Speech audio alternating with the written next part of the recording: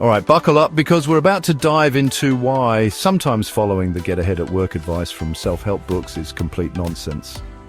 You know those books that talk about how to be a highly successful person by getting up at 5 a.m., saying yes to everything and basically turning yourself into a well-oiled, profit-generating machine? Yeah, those books.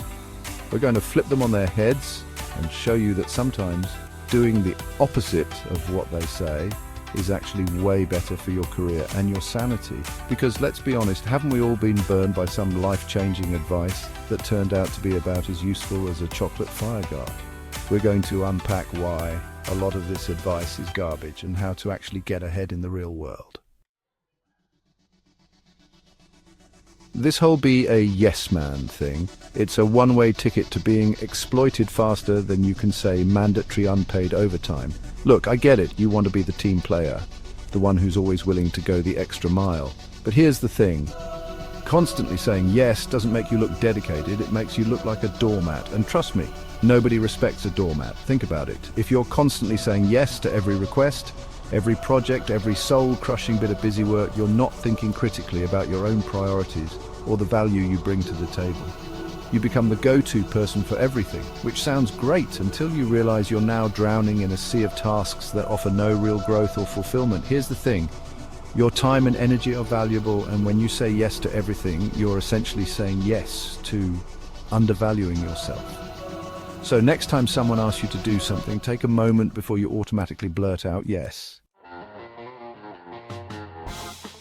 Now, before you start accusing me of being a cynical, corporate-bashing monster, although I wouldn't entirely disagree, let me explain. I'm not saying all companies are evil empires hell-bent on exploiting their employees. But I am saying that their primary responsibility is to their bottom line, not to your emotional well-being. And to understand why this is, we need to take a trip down memory lane, back to 1919 and the landmark case of Dodge v. Ford. See, back then Henry Ford, the man who put the car in, incarcerated by your own ambition, decided he wanted to lower the price of Ford cars to make them accessible to everyone. A noble goal, right? Well, the Dodge brothers, who were major shareholders in Ford, disagreed. They sued Ford, arguing that a company's primary purpose was to maximize profits for its shareholders, not to engage in acts of social benevolence, no matter how well-intentioned. And guess what? The court sided with the Dodge brothers, establishing a legal precedent that still holds true today. Companies, especially publicly traded ones, have a fiduciary duty to their shareholders to maximize profits. It's like the first rule of corporate club, thou shalt prioritize the almighty dollar. Now, this doesn't mean you can't have a fulfilling and rewarding career. Look, I get it. Hustle culture is seductive. It's all about grinding, pushing yourself to the limit, and measuring your self-worth in how many hours you can cram into a workday. But here's the thing, you're not a robot. You're a human being with a finite amount of energy and a desperate need for things like sleep, food, and the occasional moment of not staring at a screen. Constantly pushing yourself to the brink of burnout isn't sustainable, and it's certainly not healthy. And here's the other thing, it's not even effective. Studies have shown time and time again that productivity actually declines after a certain number of work hours. So ditch the hustle porn and embrace the radical concept of work-life balance. Take care of yourself, recharge your batteries, and come back to work refreshed and ready to actually get things done. Now, I know what you're thinking, but Doug, you just said companies aren't evil. Surely they care about their employees, right? And to that, I say, of course they do. They care about you the same way a farmer cares about their prize-winning cow. You are a valuable asset, capable of producing milk, cheese, and in this metaphor, spreadsheets and sales figures. But just like that farmer's ultimate loyalty lies with the people buying their dairy products, your company's ultimate loyalty lies with its stockholders, the people who own a piece of the company pie. And those stockholders, they want to see one thing, a return on their investment. Now, to be fair, sometimes what's good for the goose, or in this case the shareholder, is also good for the gander or the employee. A profitable company can afford to offer better benefits, higher salaries, and maybe even a slightly less soul-crushing work-life balance. But the key takeaway here is this. Don't rely on your company to prioritize your needs over the needs of its stockholders.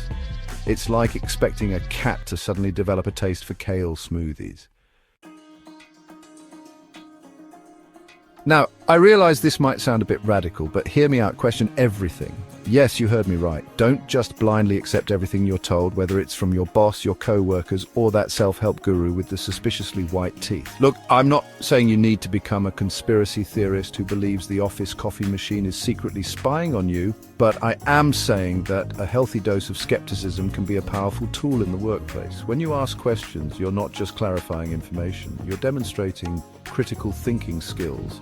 You're showing that you're not content to just go with the flow, that you're willing to challenge the status quo and think for yourself. Now, I'm not suggesting you storm into your next meeting and demand to know the CEO's favorite brand of toilet paper. But don't be afraid to ask why when you're given a task, to seek clarification on expectations or to propose alternative solutions. The early bird myth. It's the cornerstone of every productivity guru's gospel. Wake up at 5 a.m., they say, and you'll conquer the world before the rest of us have even brushed our teeth. But here's the thing, not everyone is wired to be a morning person. Some of us, myself included, are more like nocturnal creatures stumbling through the early hours in a caffeine-deprived haze and forcing ourselves to conform to someone else's idea of a productive schedule is a recipe for misery and resentment. Now, I'm not saying there's anything wrong with being a morning person. If you thrive on early morning quiet time and feel most energized before the sun's even up, then by all means, set that 5 a.m. alarm and conquer your day. But for the love of all that is holy, stop shaming those of us who prefer to ease into our mornings. The key is to find what works for you.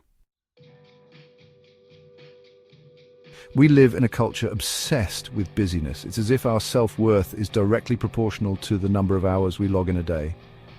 But here's the thing. Working longer hours doesn't necessarily translate to better results.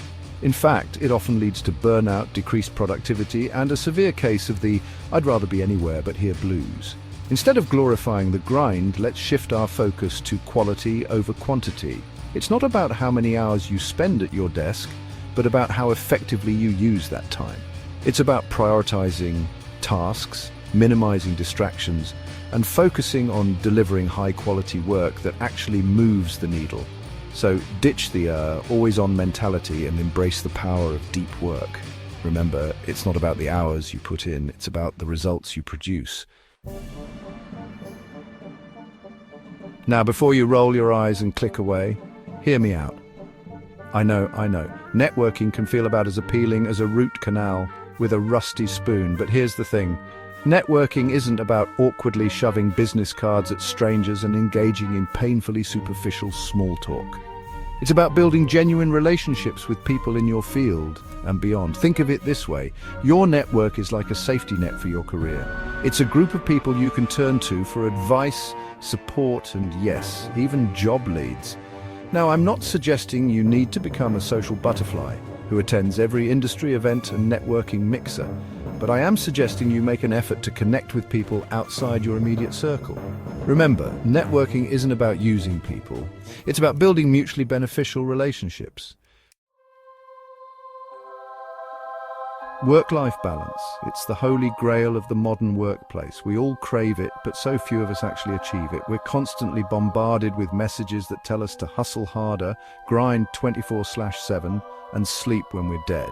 But here's the thing, that's not a sustainable way to live. Constantly sacrificing your personal life for the sake of your career is a recipe for burnout, resentment, and a whole lot of missed opportunities to actually enjoy life outside of the office. Now, I'm not suggesting you need to become a yoga-loving, meditation-practicing, kale smoothie-drinking cliché, but I am suggesting you make an effort to prioritize your well-being, set boundaries, take breaks, and make time for the things you enjoy. Look, I know this whole self-help industry is built on the premise of telling you how to be better, how to be more successful, how to be, well, less you. But here's the thing, you are enough. Your quirks, your flaws, your unique perspective, that's what makes you valuable. Don't try to mold yourself into some cookie-cutter image of success. Embrace your individuality, trust your instincts, and don't be afraid to forge your own path. The most successful people aren't the ones who follow the rules, they're the ones who break them. They're the ones who aren't afraid to be different, to challenge the status quo, and to trust their own vision.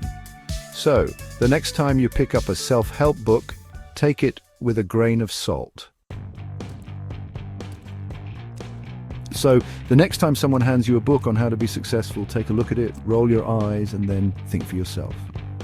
Does this advice actually resonate with you? Does it align with your values and goals, or is it just another one-size-fits-all solution that's about as effective as a chocolate fireguard? Remember, there's no magic formula for success. It's about hard work, dedication, and a healthy dose of skepticism. You got this. Now go forth and conquer the world on your own terms.